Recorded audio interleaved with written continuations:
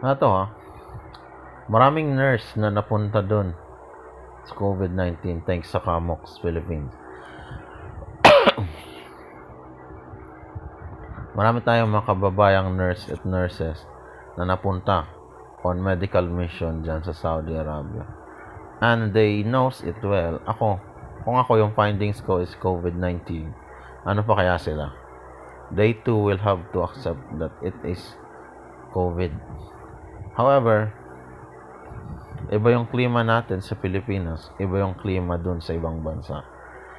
And ang nangyari, the nurses, Filipino nurses, Pinoy nurses on Saudi Arabia accept it as a sinus complication o kaya naman sinus problem, which is why they are having difficulty in breathing. But for me akin, there is a proper way to do that. Mucus din kasi yung sa ilong. Yung nilalabas ng nasal cavity natin, it is still considered as yung mucus, phlegma rin yan. There is a way to know if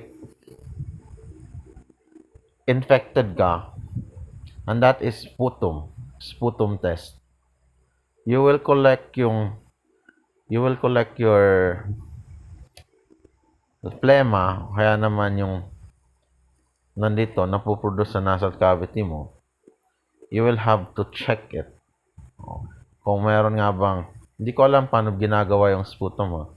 But all I know is that kuha ka ng container, ilagay mo yung sipon mo dyan, give it to the doctor and let him examine it.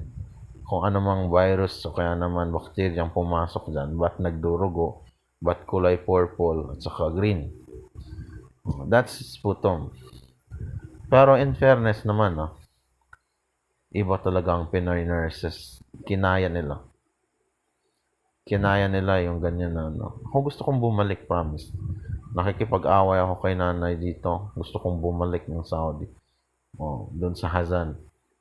Parang sabi ni nanay, kumpletuhan mo muna yung psychiatrist mo. Then, you go to physical.